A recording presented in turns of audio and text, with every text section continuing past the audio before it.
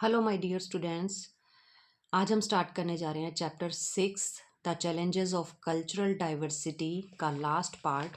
तो इस पार्ट के अंदर हम इस चैप्टर को जो है कंप्लीट करने जा रहे हैं। तो इसमें हम पढ़ेंगे कम्युनलिज्म के बारे में। कम्युनलिज्म क्या होता है, जैसे कि मैं आपको अगर शॉर्ट में बताऊं तो क्या है, धर्म के नाम पर लड़ाई झगड़े। अब इसको देख लेते हैं कि आपकी बुक के अकॉर्डिंग इसके अंदर क्या लिखा हुआ है। यहाँ बता रहे हैं कि it refers to aggressive chauvinism attitude based on religious identity.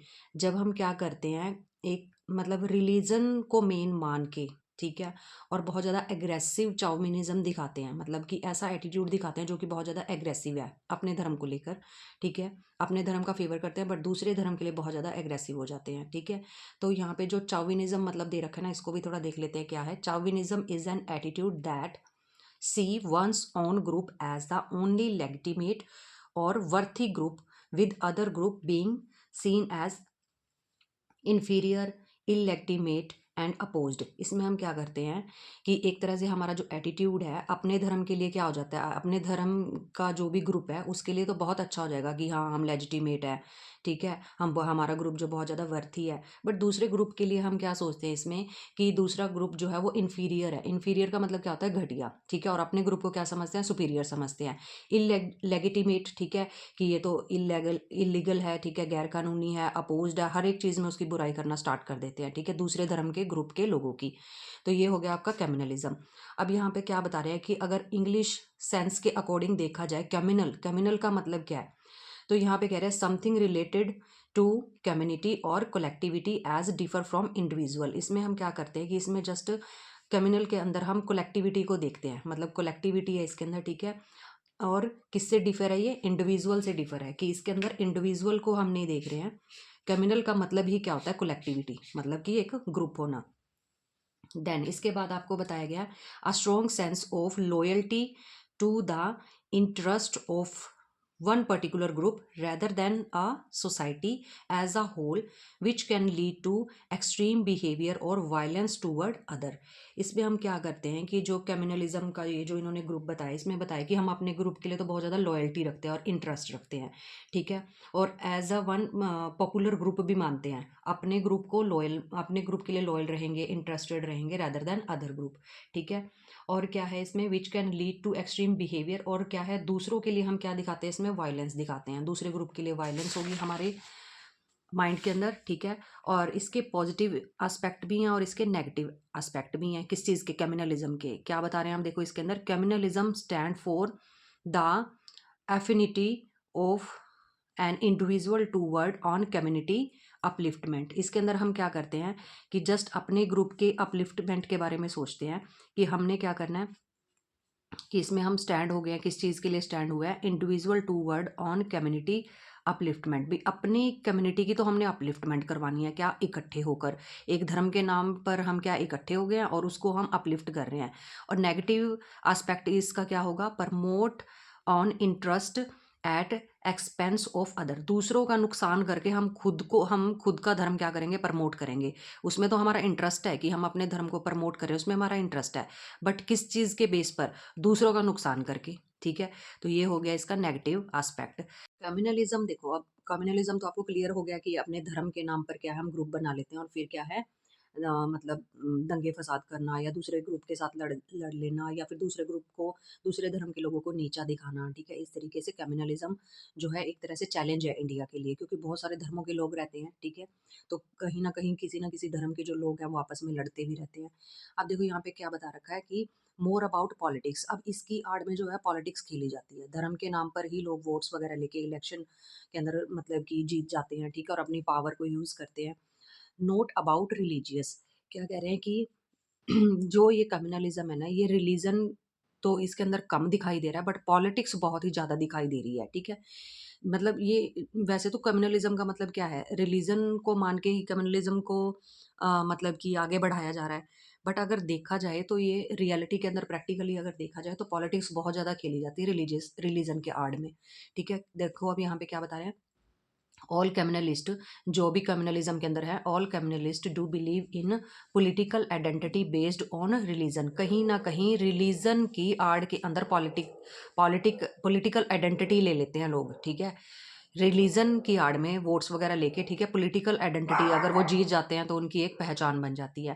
Then कह रहे हैं कि it claim that religious identity over ride everything else.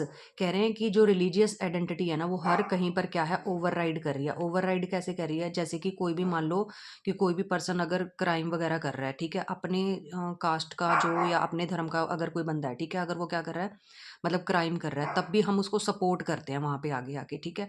तो ये चीज़ बताइए, it claim that religious identity override over everything else. चाहे वो कोई भी क्राइम कर ले, कोई भी गुनाह कर ले, बट हम उसका साथ देंगे, क्यों? क्योंकि वो हमारे धर्म का है। देन उसके बाद है create singular and homogeneous group. जो कम्युनलिज्म है वो क्या करता है, होमोजीनियस ग्रुप क्रिएट कर देता है। कैसे? जैसे कि देखो कि मैंने ऑलरेडी आपको होमोजीनियस बताया कि एक ही कैटेगरी के सारे लोग, ठीक है। अब यहाँ पे जो एक ही धर्म के लोग हैं, ठीक है, जैसे कि सारे सिख हैं या सारे हिंदू हैं या सारे मुस्लिम हैं, वो क्या है, मतलब उनका एक ग्रुप बन जाएगा, उसको हम होमोजीनियस ग्रुप बोलते हैं, ठीक है। तो कम्युनलिज्म के अंदर होता ही क्या है, एक धर्म के सारे लोग जो हैं इकट्ठे हो जाते हैं, तो इस तरीके से क्या है, होमोजीनियस ग्रुप बन जाते हैं कम्युनलिज्म के अंदर, और फिर दंगे फसाद जो है आगे स्टार्ट हो जाते हैं। देन उसके बाद आ जाता है आपको source of tension and violence. अब ये जो धर्म के नाम पे ग्रुप इकट्ठा हुआ है, होमोजीनियस ग्रुप बने हैं, ये क्या, किस चीज़ का सोर्स है, ये टेंशन टेंशन क्रिएट कर देते हैं और वायलेंस क्रिएट करते हैं सोसाइटी के अंदर, ठीक है। इन्हीं के अंदर से कुछ फेसलेस मेंबर होते हैं ऑफ देयर रिस्पेक्टिव कम्युनिटीज़। क्या कह रहे हैं कि हमारी कम्युनिटी के होंगे, बट कुछ एक फेसलेस मेंबर ऐसे होते हैं कि मान लो कहीं पे कोई भी प्रोटेस्ट चल रहा है, तो उसमें से 2-4 बंदे ऐसे होंगे जो ज़्यादा भड़का देते हैं मामले को, और वहाँ पे लड़ाई वगैरह छिड़ जाती है, ठीक है।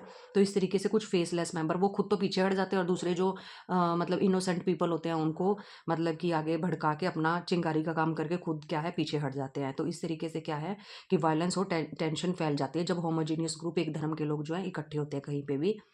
अब यहाँ पे देखो, आपको कुछ एग्जाम्पल भी आए हैं, जैसे कि एंटी सिख राइट्स हुए थे दिल्ली के अंदर 1989 के अंदर, ठीक है। उस टाइम पे कौन थी, कांग्रेस थी, ठीक है। तो ये चाहती तो बहुत कुछ कंट्रोल भी कर सकती थी, बट ऐसा नहीं हुआ। देन उसके बाद है एंटी मुस्लिम वायलेंस, कहाँ पे हुई है, गुजरात के अंदर हुई है 2002 में। और वहाँ पे कौन सी गवर्नमेंट थी उस टाइम पे, बीजेपी थी, बीजेपी थी वहाँ पे, ठीक है। और यहाँ पे कौन है, कांग्रेस है, ठीक है। ये आपको ध्यान रखना है। अब ऐसा नहीं है कि ये जो कम्युनलिज्म वाला मुद्दा चल रहा है ये इंडिपेंडेंस के बाद का है, ठीक है। धर्म के नाम पे लोग जो ग्रुप वगैरह बनाते हैं, अब ये तो बहुत पहले के टाइम से ही चलता आ रहा है जो कम्युनलिज्म है, ठीक है। इसी की वजह से जो पाकिस्तान और इंडिया दोनों अलग अलग हुए हैं, एक धर्म के नाम पर ही क्या है, दंगे जो है ज़्यादा बढ़ गए और फिर 2 अलग अलग कंट्रीज़ बन गई हैं। तो इस तरीके से कम्युनलिज्म क्या है, चैलेंज है इंडिया के लिए। देन अब इसके बाद कह रहे हैं कि प्री इंडिपेंडेंस, ये तो बहुत पहले का कॉन्सेप्ट चलता आ रहा है। जैसे 1906 के अंदर क्या किया था, ब्रिटिशर्स ने डिवाइड एंड रूल पॉलिसी को चलाया, मतलब कि डिवाइड हो जाओ और अच्छे से इनके अंदर फूट डाल दो, और फिर यहाँ पे रूल करना बहुत ही ज़्यादा ईजी हो जाएगा, क्योंकि ये तो दोनों आपस में कन्फ्लिक्ट के अंदर रहेंगे और हम ईजिली यहाँ पे रूल करते रहेंगे, ठीक है।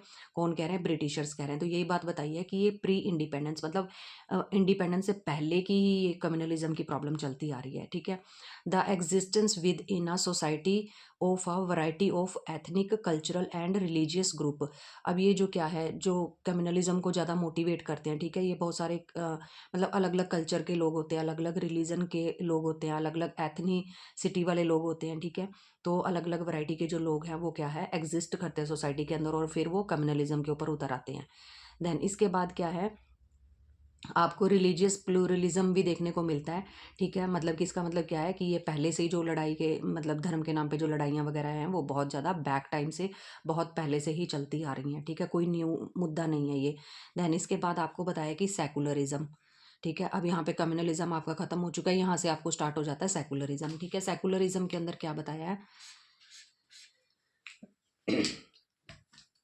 सेकुलरिज्म में कहते हैं कि India is a secular country या सेकुलरिज्म स्टेट। इंडिया क्या है, सेकुलरिज्म स्टेट है। इसका मतलब क्या है कि इंडिया के अंदर सारे के सारे धर्म जो क्या है मतलब इक्वल है। हमारे प्रियम्बल में लिखा गया इंडिया एज एन जो है मतलब सेकुलर कंट्री या सेकुलर स्टेट, मतलब कि वहाँ पे स्टेट मेंशन किया जाता है, कंट्री नहीं कहीं पे भी लिखा हुआ है, ठीक है। तो इंडिया को सेकुलरिज्म स्टेट माना गया है। It is a belief that religion should not influence और be involve in the organisation of society, education, government etcetera. क्या कह रहे हैं यहाँ पे कि जो आपका मतलब कि कोई भी धर्म के नाम पर आप मतलब किसी का भी कोई भी जात है, ठीक है, कोई भी धर्म है, कोई भी रिलीजन को आप फॉलो कर रहे हो, ठीक है। अगर आप कहीं पे भी किसी भी सोसाइटी के अंदर रह रहे हो, कहीं एजुकेशन मतलब इंस्टीट्यूशन के अंदर एडमिशन लेने जा रहे हो, अगर गवर्नमेंट के अंदर आपको कोई जॉब मिल रही है, किसी ऑर्गेनाइजेशन में आपको कोई जॉब मिल रही है, तो वहाँ पे आपके धर्म को नहीं पूछा जाएगा, ठीक है। तो it is believe that religion should not influence, कि धर्म कहीं पर भी आपको इन्फ्लुएंस नहीं करेगा, ठीक है। कहीं पर भी आप चले जाओ, आपका धर्म नहीं पूछा जाएगा। और इसमें क्या बताया, being separate from religion, secularism का मतलब क्या है कि अपने धर्म से परे रहना, ठीक है। अब यहाँ पे वेस्टर्न कॉन्सेप्ट के अंदर आ जाते हैं कि सेकुलरिज्म का क्या मतलब है वेस्टर्न सोसाइटीज़ के अकॉर्डिंग। यहाँ पे देखो क्या बता रहे हैं कि जब पहले के टाइम में क्या है कि स्टेट को किससे पहले जो चर्च होती थी, ठीक है, उसी के अंदर जो मेन फादर होते थे वहाँ पे, ठीक है, वही क्या है रूल करते थे। तो क्या है, फिर लोगों को ये चीज़ फील होने लगी कि जो चर्च है उससे क्या है स्टेट को अलग कर देना चाहिए, मतलब कि जो गवर्नमेंट है उसको अलग कर देना चाहिए, ये अपने काम अलग करे और चर्च से फ्री रह के करे, ठीक है। तो अब यहाँ पे क्या है कह रहे हैं, ये वेस्टर्न पर्सपेक्टिव है, ठीक है, वहीं से ये चीज़ें अलग होनी स्टार्ट हुई हैं, स्टेट मतलब कि गवर्नमेंट और चर्च। फिर कह रहे हैं alternative to religious ways of understanding the world. अगर हमको क्या है वर्ल्ड को अच्छे तरीके से समझना है तो रिलीजन को हमको अलग करना पड़ेगा, ठीक है, हमको स्टेट को हमको गवर्नमेंट को अलग करना पड़ेगा अगर हमें अच्छे से नेशन को बिल्डअप करना है। देन क्या है, यूरोप के अंदर मॉडर्निटी आ रही थी, मॉडर्निटी आने की वजह से वहाँ पे लोग क्या कॉन्शियस होना स्टार्ट हो गए। जब वो कॉन्शियस होना स्टार्ट हुए हैं तो क्या है उसकी वजह से उन्होंने क्या किया, जो अपना स्टेट है, स्टेट को किससे चर्च से अलग कर लिया था यूरोप के अंदर, ठीक है। Rise and science and rationality, और क्या है यूरोप के अंदर साइंस और रेशनैलिटी जो है आनी स्टार्ट हो गई, ठीक है, क्योंकि मॉडर्निटी आई उसकी वजह से साइंस डेवलप हुई, देन रेशनैलिटी आई और उन्होंने क्या कर लिया, चर्च से जो है स्टेट को अलग कर लिया था, और जो स्टेट है वो इंडिपेंडेंट बॉडी बन गई और अपना अलग से काम करने लग गई है। देन इसके बाद इन्होंने क्या बताया कि ये जो सेकुलराइजेशन है ये कम्युनलिज्म से बिल्कुल अपोजिट है। देखो यहाँ पे तो क्या कह रहे हैं कि धर्म के नाम पर इकट्ठे हो गए और दंगे फसाद स्टार्ट कर दो। यहाँ पे क्या क्या कह रहे हैं कि कोई भी धर्म हमारे लिए, हम किसी भी एक धर्म को प्रमोट नहीं करते, all religion are equal for us, ठीक है। तो सेकुलराइजेशन ये कहता है। अब देखो ये जो सेकुलराइजेशन है ये अपोज कैसे करता है कम्युनलिज्म का। अब देखो यहाँ पे कह रहे हैं कि problem, India is secular state, India क्या है यहाँ पे सेकुलर स्टेट है, ठीक है, यहाँ पे किसी भी एक धर्म को हम प्रमोट नहीं करते हैं ज़्यादा। एग्जाम्पल के तौर पे इन्होंने बताया public holiday on every festival, अगर हम कोई भी फेस्टिवल सेलिब्रेट करते हैं, ठीक है, इंडिया के अंदर जिस अलग अलग धर्मों के लोग रहते हैं, जिनका कोई भी फेस्टिवल आता है, ठीक है, तो हम उस दिन पर क्या है कैलेंडर के अंदर छुट्टी आपको मेंशन होती है, ऑलरेडी हॉलीडे होती है, तो क्या हम कर रहे हैं यहाँ पे हर एक धर्म को इक्वालिटी के अंदर रख रहे हैं। अब वेस्टर्न सेंस के अकॉर्डिंग क्या कह रहे हैं, distant away from all religions. अब सेकुलराइजेशन वेस्टर्न पर्सपेक्टिव के अकॉर्डिंग इन्होंने बताया है कि हम क्या है सारे रिलीजन से क्या है अलग है, यही क्या है, यही सेकुलराइजेशन है। और इंडियन सेंस के अकॉर्डिंग क्या है, equal rights to all religion, सारे के सारे धर्मों को हम क्या कह रहे हैं, हम सारे के सारे धर्मों को इक्वालिटी दे रहे हैं। इंडियन पर्सपेक्टिव के अकॉर्डिंग तो सारे धर्म बराबर हैं, और वेस्टर्न सेंस के अकॉर्डिंग हम सभी धर्मों से क्या है परे हैं। तो बात तो एक ही है, बट बात को क्या है मॉडिफाई करके बोला गया है, दोनों का एक ही मतलब है।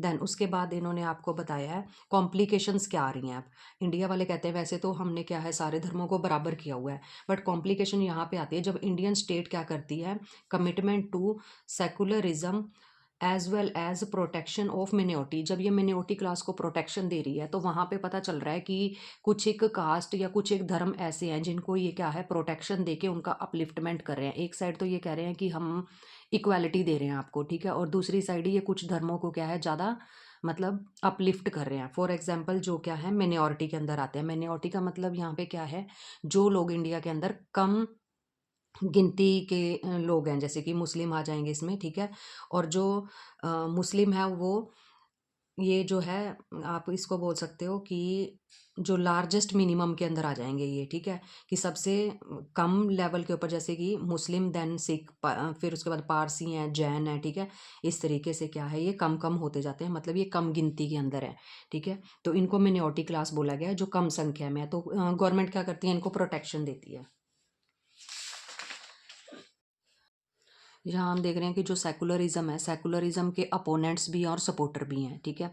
अपोनेंट्स मतलब कि जो क्या कहते हैं सेकुलरिज्म के अपोजिट बोलते हैं, ठीक है। और जो यहाँ पे सेकुलरिज्म के सपोर्ट के अंदर कुछ ना कुछ आगे आके बोल रहे हैं, ये कहते हैं कि जो मिनोरिटी क्लास वाले हैं ना, ठीक है, आप उनको इसलिए अलग से मतलब कि फैसिलिटीज़ देते हो या अलग से जो उनको अपलिफ्टमेंट के लिए जो भी पॉलिसीज़ वगैरह निकालते हो वो इसलिए निकालते हो, गवर्नमेंट को ब्लेम कर रहे हैं कि ताकि आप उनसे वोट ले सको, ठीक है। तो इस तरीके से क्या है, जो अपोनेंट वाले हैं जो सेकुलरिज्म के खिलाफ बोलते हैं वो यही कह रहे हैं कि जो गवर्नमेंट है वो उनसे वोट चाहती है, इसलिए उनको अलग से क्या है मतलब कुछ ना कुछ प्रिविलेजेस दे देती है, ठीक है, जिससे क्या उनको फ़ायदा होता है। दूसरी साइड जो इसके सपोर्टर हैं वो क्या कह रहे हैं कि विदाउट स्पेशल प्रोटेक्शन, अगर हम इनको स्पेशल प्रोटेक्शन नहीं देंगे तो ऑलरेडी ही ये क्या है पहले से ही कम संख्या में है, तो इससे क्या होगा, जो मेजोरिटी क्लास वाले हैं वो इम्पोज करेंगे इनके ऊपर अपने वैल्यूज़ और नॉर्म्स को। मतलब जो मेजोरिटी क्लास वालों के अपने वैल्यू और नॉर्म्स हैं, ठीक है, जो मेजोरिटी क्लास वालों के अपने वैल्यू और नॉर्म्स हैं वो क्या कर देंगे, इम्पोज कर देंगे किन के ऊपर, मिनोरिटी के ऊपर। तो इस तरीके से तो ये सोसाइटी के अंदर दिखाई ही नहीं देंगे। तो इसीलिए सपोर्टर्स और अपोनेंट अपनी अपनी यहाँ पे क्या दे रहे हैं, अपनी ओपिनियन दे रहे हैं, किस चीज़ के लिए, सेकुलरिज्म के लिए। आफ्टर इंडिपेंडेंस देखो यहाँ पे आपको बताया गया कि जो फर्स्ट जनरेशन ऑफ लीडर थे, ठीक है, जिन्होंने कॉन्स्टिट्यूशन बनाया है, उन्होंने कॉन्स्टिट्यूशन बनाते टाइम ये बहुत ज़्यादा खास इस चीज़ के ऊपर मतलब कि ध्यान रखा है कि लिबरल और सेकुलर, इसके अलावा state govern by the democratic constitution. जो हमारा कॉन्स्टिट्यूशन है वो सेकुलर होगा, लिबरल होगा, हर एक बंदे को आज़ादी होगी, हर एक बंदा कोई भी अपना जो धर्म है वो अपना सकता है, ठीक है। तो ये हमारे जो लीडर्स थे उन्होंने खास ध्यान रखा है जब उन्होंने कॉन्स्टिट्यूशन को फॉर्म किया, बनाया है, ठीक है। जैसे कि बी आर अम्बेडकर थे, वो खुद भी दलित थे, ठीक है, उनके साथ भी डिस्क्रिमिनेशन होता था उस टाइम पे। तो उन्होंने क्या किया, जो प्रियम्बल है उसके अंदर सेकुलर वर्ड को डाला है कि सारे के सारे जो धर्म है वो क्या है, इक्वल है। देन उसके बाद क्या है, नेशन बिल्डिंग के लिए हमको क्या करना होगा, process of economic development and social transformation, कि नेशन को बिल्ड करने के लिए हमें इकोनॉमिक डेवलपमेंट भी करनी होगी। देन उसके बाद है सोशल ट्रांसफॉर्मेशन, अगर इकोनॉमिक डेवलपमेंट होगी तभी तो उसके बाद लोग जो है डेवलप होना स्टार्ट होंगे और अपना जो है लिविंग स्टाइल जो है चेंज करेंगे, उससे क्या है सोसाइटी के अंदर ट्रांसफॉर्मेशन आनी स्टार्ट हो जाएगी। देन इसके बाद आपको आ जाता है लास्ट टॉपिक जो है आपका स्टेट एंड सिविल सिटी है। State already you know very well, यहाँ पे स्टेट किस चीज़ को बोला गया, एक तरह से कंट्री को बोला गया, ठीक है। और जो सिटी है, सिविल सिटी, वो क्या है, आम मतलब कि ग्रुप्स आ जाएंगे, जैसे एनजीओ है, स्कूल है, कोई भी हॉस्पिटल है, ठीक है, कॉलेज है कोई भी, और उसको हम बोलेंगे सिविल सिटी, ठीक है। देन अब इसके बाद यहाँ पे क्या बताया कि state play an important role in the management of cultural diversity. जो स्टेट है मतलब जो कंट्री है हमारी, इसको कंट्री भी ले सकते हैं और गवर्नमेंट भी कंसीव कर सकते हैं हम लोग। जो गवर्नमेंट है, ठीक है, स्टेट वो क्या करती है कि बहुत ज़्यादा क्या है, कल्चरल डाइवर्सिटी है, ठीक है, इस कल्चरल डाइवर्सिटी को अगर सिर्फ कोई मैनेज कर सकता है तो वो सिर्फ और सिर्फ स्टेट कर सकती है, ठीक है। अब यहाँ पे आपको एग्जाम्पल दिया गया है अथॉरिटेरियन स्टेट का। अथॉरिटेरियन स्टेट जो है कौन सी होती थी, ये क्या है, बिल्कुल अपोजिट है किसके, डेमोक्रेटिक स्टेट के। अब डेमोक्रेटिक स्टेट में तो आपको पता ही है कि जैसे पूरी फ्रीडम होती है, ठीक है, और आज़ादी है हर एक चीज़ की। बट जो अथॉरिटेरियन स्टेट है उसमें क्या होता है कि while people have no voice, यहाँ पे लोगों के पास कोई भी वॉइस मतलब वो अपनी वॉइस नहीं खड़ी नहीं कर सकते, मतलब कि किसी के भी खिलाफ नहीं बोल सकते हैं, ठीक है, जो भी पावर के अंदर है। Those who are in the power not answerable, कह रहे हैं कि यहाँ पर जो भी बंदा क्या है मतलब पावर के अंदर है या मतलब जो भी लीडर है, ठीक है, वो अगर जो लोग हैं अगर उससे कोई क्वेश्चन पूछते हैं या कहते हैं कि आपने ये रूल रेगुलेशन क्यों निकाला है, तो वो कोई भी आंसरेबल नहीं होता है, वो सिर्फ अपनी चलाता है, किसी की नहीं सुनता है, ठीक है। देन उसके बाद है अकाउंटेबल टू एनीवन। अब यहाँ पे ये सारा जो ये सारी लाइन एक ही है, नॉट अकाउंटेबल टू एनीवन, ठीक है, कि इसको अगर इजी वर्ड में बोलना है तो नो आंसरेबल, ठीक है, जो भी लीडर होगा वो किसी को भी आंसरेबल नहीं होगा। देन उसके बाद अकाउंटेबल का मतलब भी यही है कि किसी को वो जवाब नहीं देगा अगर उससे कोई भी कोई क्वेश्चन करता है। लिमिट और अबॉलिश सिविल लिबर्टीज़, क्या है, सारी की सारी जो ख़त्म कर दी जाती है, जितनी भी सिविल लिबर्टीज़ होती हैं, जितनी भी आज़ादी होती है, जैसे आम लोगों को घूमने फिरने की, ऐसा कुछ भी नहीं होता अथॉरिटेरियन स्टेट के अंदर। फिर इसमें बताया कि like speech of freedom of speech भी नहीं होती उनको, फ्रीडम ऑफ प्रेस नहीं होती। प्रेस क्या है, मतलब कोई भी न्यूज़ वगैरह के अंदर कुछ भी मतलब छाप नहीं सकता है, समाचार के अंदर कुछ भी कोई भी न्यूज़ वगैरह नहीं दे सकते हो आप, ठीक है। देन उसके बाद है फ्रीडम ऑफ पॉलिटिकल एक्टिविटी, ना ही आपको कोई भी ग्रुप वगैरह बनाने की, ना ही कोई पॉलिटिकल एक्टिविटी करने की फ्रीडम होती है, ऐसा कुछ भी नहीं होता अथॉरिटेरियन स्टेट के अंदर। फिर कह रहे हैं right to protection from wrongful use of authority. ना ही अगर कोई वो रॉन्ग तरीके से जो अपनी अथॉरिटी को यूज़ कर रहे हैं, जो भी लीडर है या किंग है, वहाँ पे क्या है कि राइट टू प्रोटेक्शन, मतलब कि हम जो वो मतलब कुछ भी रॉन्ग तरीके से, कुछ भी जो अथॉरिटी है कुछ भी रॉन्ग तरीके से कुछ भी करे, तो हमारे पास कोई भी राइट, मतलब प्रोटेक्शन का कोई राइट नहीं है। Right to due process of law, corruption, अब यहाँ पे क्या, इनएफिशिएंसी, लैक ऑफ रिसोर्सेज, ये सब चीज़ों की क्या होती है, कमी होती है। इनके लिए कोई भी रूल रेगुलेशन नहीं बने होते। जस्ट अथॉरिटेरियन स्टेट में सिर्फ एक जो बंदा होगा सिर्फ उसी की चलती है। देन इसके बाद ये तो हो गया आपका स्टेट का मतलब एग्जाम्पल हो गया। अब देखो हमने स्टेट के बारे में तो पढ़ लिया, अब है सिविल सिटी। सिविल सिटी यहाँ पर क्या बता रहे हैं, जैसे कि आपको बताया है पहले, कोई भी ग्रुप होता है जिसमें आम लोग क्या है मिलके एक ग्रुप बना लेते हैं। नॉन स्टेट एक्टर में देखो सिविल सोसाइटी, यहाँ पे क्या है, non state non marked part of public dominant, ठीक है। इसके अंदर क्या है, पब्लिक डोमिनेंट करती है, इन विच इंडिविजुअल गेट टुगेदर, जो लोग हैं वो इकट्ठे आ जाते हैं, वॉलंटरी तरीके से आते हैं, अपने तरीके से आते हैं, कोई उनको फोर्सफुली नहीं लेकर आता।